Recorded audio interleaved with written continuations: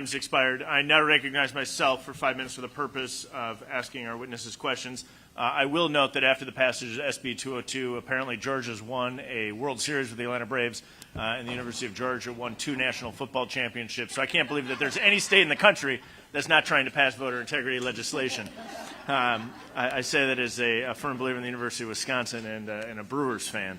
But in a serious sense, as we look at the impact that SB 202 had here in Georgia, as we think about the American Confidence in Elections Act, the ACE Act that we've introduced today, I want to go back, if I can, Dr. Ruth, with you, and look back at a University of Georgia survey that they did after the election. In particular, it asked people about whether or not they faced voting problems. In particular, we had a lot of conversation about underrepresented minority groups and some of the challenges that they may face.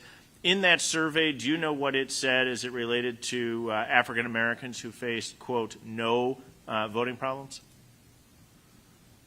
Yes. So, just to give a little background, that the UGA survey, the UGA surveyed 1,253 registered voters. 64% voted early, 30 voted on Election Day. And it is true that 0% of African Americans responded that they had a poor voting experience.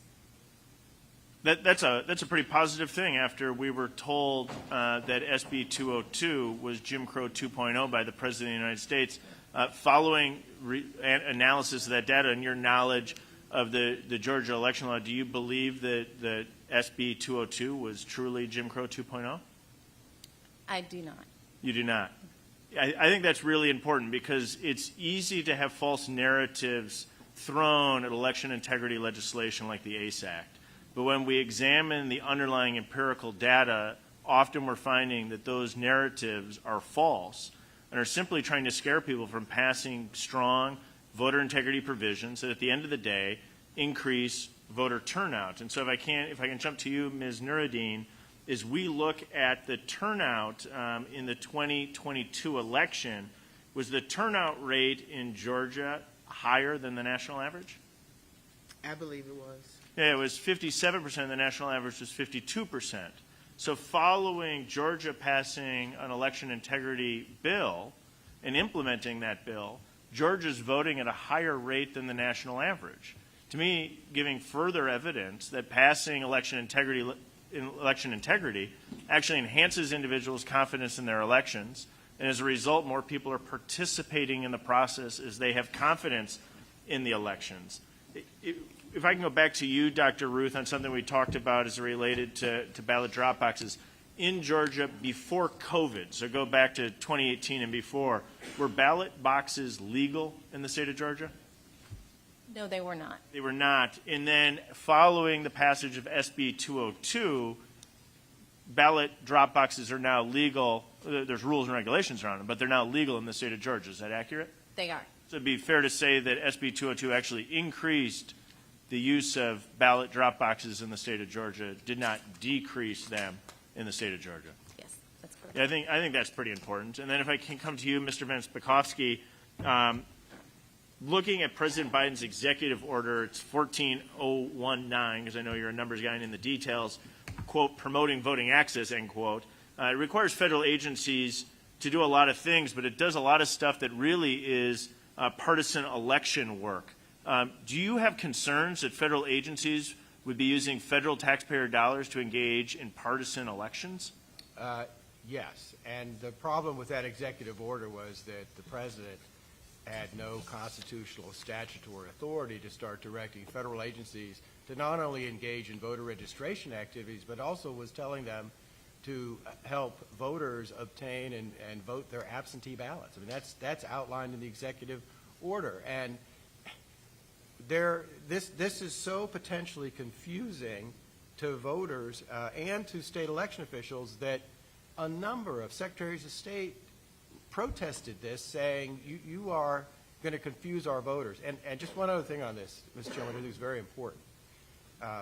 Individuals who are members of the public who are applying, for example, for benefits, vulnerable members of the public, veterans benefits, Social Security disability benefits, and suddenly the federal clerk they're dealing with says, oh, by the way, you need to get registered to vote. Oh, and can I help you with your absentee ballot? What are those vulnerable members of the public to think?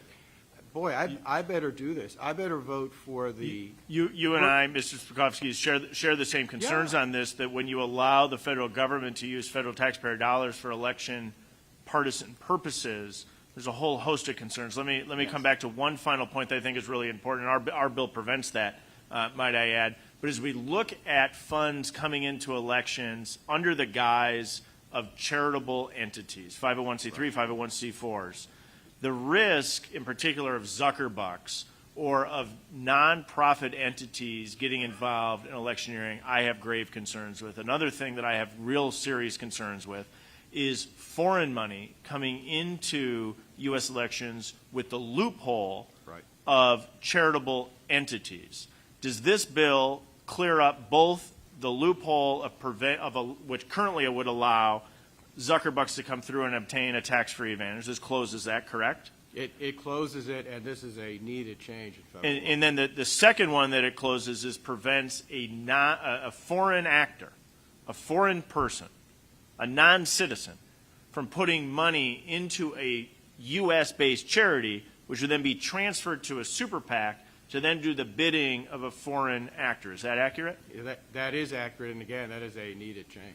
I think at a minimum, those are two things that my colleagues across the aisle should be supportive of. I think those are absolutely critical reforms. I'm going to now yield back to myself.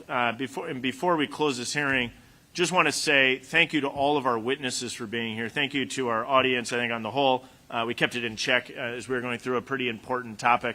But I also want to give a big thank you to the staff and the students at Georgia State University. We just can't thank you enough for your hospitality today.